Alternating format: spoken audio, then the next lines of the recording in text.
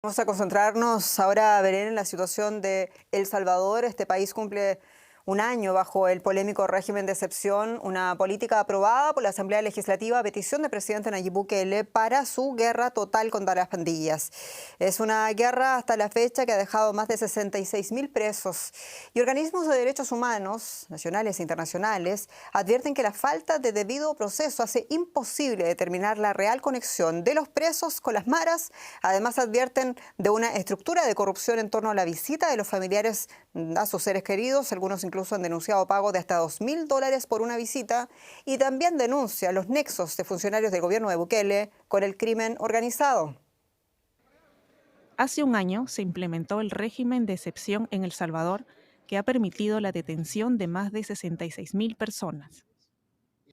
La política que lanzó Nayib Bukele con la aprobación de la Asamblea Legislativa fue la respuesta a una escalada de asesinatos atribuida a las pandillas o maras y que se cobró la vida de más de 87 personas entre el 25 y el 27 de marzo de 2022. La polémica medida, aplaudida por muchos países centroamericanos, pero también criticada por muchas organizaciones internacionales, suspende los derechos constitucionales de la población, mientras se aplican políticas de mano dura contra las supuestas bandas delincuenciales.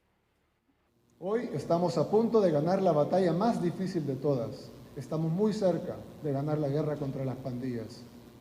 La administración de Bukele considera que el estado de excepción ha sido un éxito. Según el gobierno, los casos de extorsión han disminuido, así como los niveles de violencia en el país. Sin embargo, organizaciones defensoras de derechos humanos han denunciado detenciones arbitrarias, violaciones al debido proceso y la muerte de algunas personas detenidas. Y miren esos desórdenes que dicen, no dicen nada, no sacan nada en la televisión, no sacan nada en los diarios. Mira, ayer nosotros vimos que cuando venía, iba un muchacho todo golpeado en la frente. Entonces aquí dormimos, ahí acostados en el suelo, sufriendo por nuestra familia, ¿me entiendes? Porque nosotros lo queremos a él y queremos tenerlo ahí en nuestra casa, ¿me entiendes? Porque no queremos que él esté sufriendo y no sufrimos nosotros y sufre él. El régimen de excepción debió finalizar el 25 de abril de 2022, pero el Congreso, de mayoría oficialista, ha aprobado en los últimos 12 meses un total de 12 prórrogas. De las 66.000 personas detenidas, 3.000 han sido liberadas por los jueces, pero la mayoría carece del derecho a conocer las razones de su arresto, así como contar con un abogado.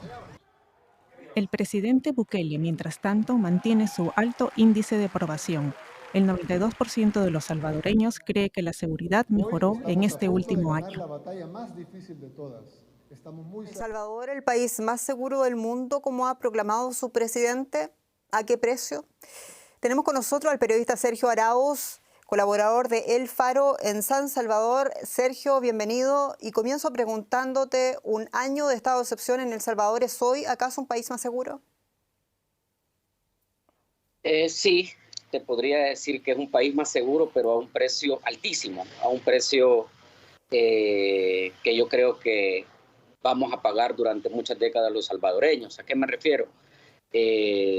Aunque hay menos muerte, las personas viven sometidas a lo que el mismo gobierno ha llamado a los jueces de la calle, es decir, el régimen o el régimen de excepción ha dejado a cientos de personas o miles de personas en la cárcel sin las condiciones de defenderse, mucha gente inocente y en ese sentido yo te podría decir que en El Salvador hemos ya cumplido un año en el que se ha normalizado la inexistencia del Estado de Derecho y esto es porque a cualquier persona los cuerpos de seguridad la podrían detener por la sospecha única de que pudo haber cometido algo, pero no se le respeta el debido proceso, no se le avisa o no se le da conocimiento de las razones de su detención y se le puede mantener hasta 15 días en prisión sin que llegue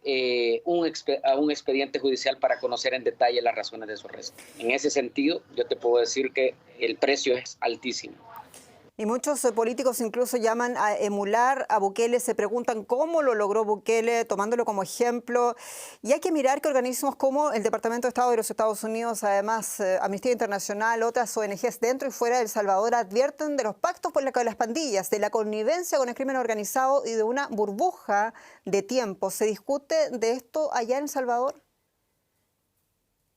Se discute, pero se discute poco. El Faro ha publicado desde hace casi 10 años los pactos que hicieron estos grupos criminales con los distintos políticos, es decir, con la gente del FMLN, que también estuvo en el poder, con la gente de Arena, que también estuvo en el poder, y también hemos investigado y publicado amplios reportajes sobre los pactos o los distintos pactos que ha tenido el gobierno de Bukele con estos grupos criminales. De hecho, hoy, digamos, conmemoramos un año del inicio del régimen de excepción, que es, en términos muy sencillos, la suspensión de garantías constitucionales, pero esto surgió a partir del rompimiento de un pacto, es decir, un pacto que dejó en un fin de semana 87 muertos y en un solo día más de 60 personas, a partir justamente del pacto que había hecho el gobierno con los distintos grupos criminales y que le aseguró, durante los primeros 2 años, digamos, números históricos en reducción de homicidios, que es algo que este gobierno ha celebrado. Y en medio de todo esto, ¿nos puedes decir algo de la red de corrupción en torno a las visitas de familiares en las megacárceles? Es una especie de modelo de negocio denunciados incluso en varios medios internacionales. ¿Qué ha logrado investigar al respecto? Te puedo decir que el carcelero El Salvador, el director general de centros penales, el administrador de las prisiones de este gobierno, ha sido perfilado justamente por la misma policía de este gobierno como alguien vinculado a grupos criminales, como un delincuente.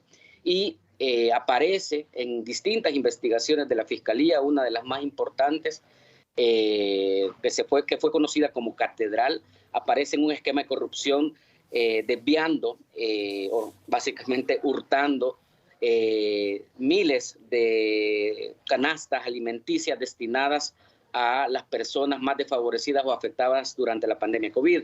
También aparece señalado por el Departamento de Estado y el Departamento del Tesoro. Aparecen 2 listas, él y su madre, por vínculos o por pertenecer a estructuras criminales o corruptas. En ese sentido, digamos, yo he visto y he leído distintas publicaciones, nosotros en el Faro también tenemos alguna información de que en este momento se les está robando a los mismos reos que son detenidos, a las mismas personas que están siendo acusadas y que se les cobra una especie de tarifa para tener alguna garantía dentro de la prisión. En ese sentido, yo te puedo decir que nosotros no hemos publicado nada al respecto de esta noticia, pero sí te puedo dar todo el contexto que te di sobre el perfil del principal o el principal jefe de las cárceles en El Salvador, que es Osiris Luna Mesa.